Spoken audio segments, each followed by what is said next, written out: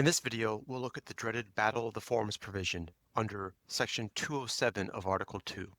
And I say dreaded because it is complex, counterintuitive, and confusing, but it will be on the bar exam and it will be on the exams for this course as well, so you might as well get to know it. In short, the Battle of the Forms provision attempts to abrogate or repeal the common law mirror image rule, which is a common theme for exam questions, areas where UCC Article 2 departs from or conflicts with the common law of contracts. Recall the mirror image rule. Mirror image rule is based on the principle that the offeror is the master of her offer. The offeree can only accept the offer that the offeror has made to her. The offeree's acceptance must match the terms of the offer. The offeree's acceptance cannot purport to change or add to the terms offered. Stated differently, the offeree cannot accept an offer that was not made to her. If the offeree's response adds to or deviates from the terms of the offer, then the offeree is manifesting an intent to be bound to terms different than what was offered to her. The response is not an acceptance, there's no mutual assent. Instead, the response is at most a counteroffer, a manifestation of intent by the offeree to be bound to different terms. The mirror image rule sets the basis for the Battle of the Forms. The problem that 207 tries to address is one that commonly arises in commerce and is illustrated by the datum case in your book. Businesses frequently have a standard form document that they use for purchases or sales. This is especially true when a business is routinely buying or selling goods of a certain type. The buyer will send a seller a purchase order form with buyer's standard terms of purchase, and the seller will respond to the buyer with an acknowledgement or confirmation form with seller's standard terms of sale. Neither party reads the detailed terms of the other party's form. Instead, the parties are focused on the important business terms, what is being ordered, what quantity, what price, etc. The forms may have conflicting terms. The buyer's purchase order may say one thing, and the seller's acknowledgement or confirmation may say something else entirely, but the parties think they have an agreement. Seller ships goods and buyer pays, and later a dispute arises between the parties. The question then is, whose terms govern? At common law, the last shot rule provide that performance of the parties manifests their assent through conduct to the last communication between the parties. Thus, the terms governing their dispute would be the terms set forth in the last form that was sent between the parties. This is the arbitrary result that UCC Article 2, Section 207 was drafted to address. The key in understanding 207 is to break it down into parts. Each part has a different purpose. Let's start with subsection 1. Subsection 1 answers to the question, is there an agreement between the parties when they exchange communications with different terms? Under the common law mirror image rule, the answer would be no. But 207 subsection 1 abrogates the common law mirror image rule. Specifically, it provides a definite and seasonable expression or a written confirmation which is sent within a reasonable time operates as an acceptance even though it states terms additional to or different from those offered. Stated differently, a definite and seasonable expression of acceptance can still operate as an acceptance even though the response to the offer contains additional or different terms.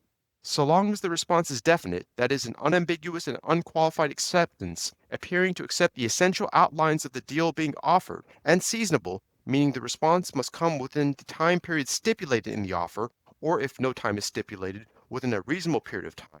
The response is an acceptance unless it is an expressly conditional acceptance. Stated differently, unless the acceptance is expressly made conditional on assent to the additional or different terms. If the response is expressly conditioned on the original offeror agreeing to any new or different terms contained in the response, then the response does not operate as an acceptance. The datum case discusses the split among courts on just how explicit a purported acceptance must be about requiring assent to additional or different terms. The least explicit test provides that any acceptance that materially adds to or alters the terms of the original offer to the disadvantage of the original offeror in and of itself makes the acceptance implicitly conditional on the original offeror's assent or agreement to the new or additional terms. The most explicit or demanding test provides that a purported acceptance must explicitly indicate that the offeree is unwilling to proceed with the transaction unless the offeree's additional or different terms are included in the agreement between the parties.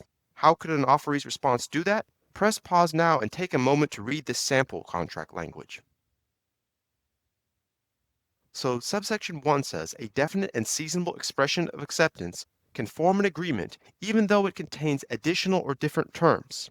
If the parties have an agreement, then we need to know what the terms of their contract is. Does the parties' contract include the different and additional terms from the acceptance, or is the contract only on the terms of the offer? Subsection 2 tells us what are the terms of a contract formed under subsection 1. Stated differently, subsection 2 only applies if you have an agreement under subsection 1. Subsection 2 has two sentences, the first of which provides the general rule. The general rule is that additional terms in the acceptance are not part of the resulting contract. Instead, the additional terms in the acceptance are a proposal to add to the contract, a proposal that must be separately assented to by the original offeror. This, in essence, changes the common law last shot rule into a sort of first shot rule, at least when non-merchants are involved. The second sentence of subsection 2 states a narrow exception to the general rule articulated in the first sentence. The second sentence says that if the contract is between merchants, that means both the buyer and seller are merchants, then the additional terms in the acceptance are a part of the contract unless one of three exceptions apply. So far we have an exception to the general rule and three exceptions to the exception. Three circumstances where even in a contract between merchants, additional terms in the offeree's response do not become part of the contract. What are those three exceptions? Between merchants, additional terms in the offeree's response become part of the party's contract unless A. The offer expressly limits acceptance to the terms of the offer. How can an offer expressly limit its acceptance to the terms of the offer? Press pause and take a moment to read the sample clause.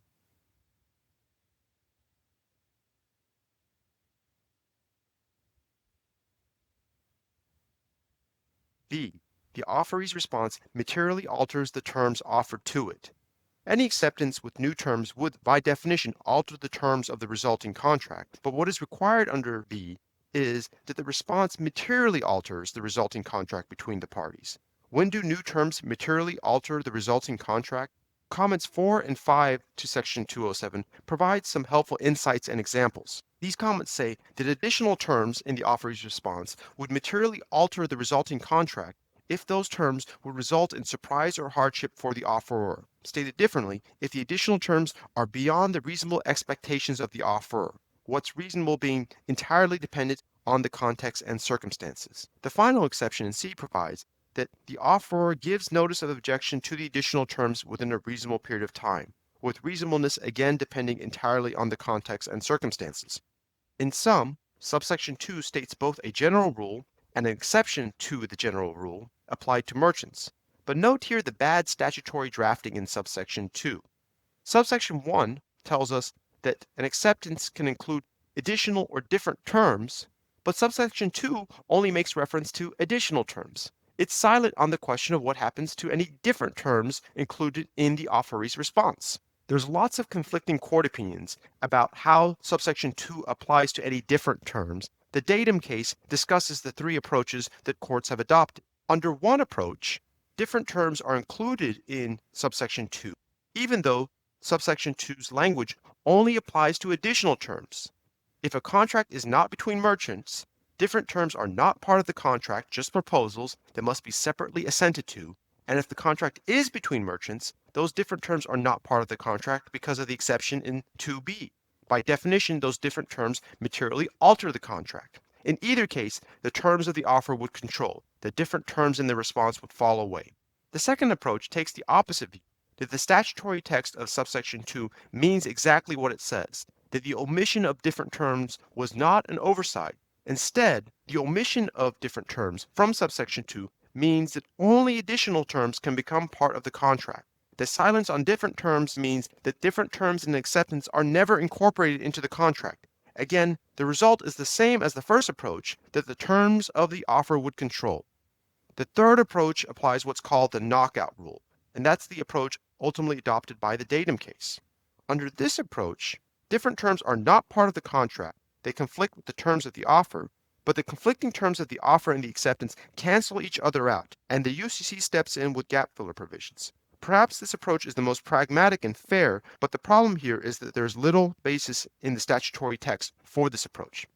If after analyzing an exchange of communications under subsection 1, conclude there is no agreement between the parties, you would skip subsection 2 and instead move ahead to subsection 3.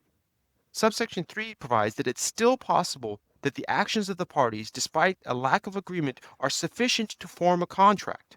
Subsection 3 applies only when there is no agreement under subsection 1. There's no agreement based on the writing exchange between the parties. Subsection 3 provides that the parties can form a contract by conduct, recognizing that a contract may be formed even if the parties' writings fundamentally disagree. The parties' conduct manifests the parties' mutual intentions to be bound to some kind of bargain. What then are the terms of the bargain and the resulting contract? Subsection 3 applies the knockout rule. The terms of the resulting contract are those agreed upon in the writings exchanged between the parties plus the gap filler provisions of the UCC. So where the parties' forms are inconsistent, provide for different terms, those terms knock each other out, and we're left with the default gap filler provisions of Article 2 to govern the parties' deal.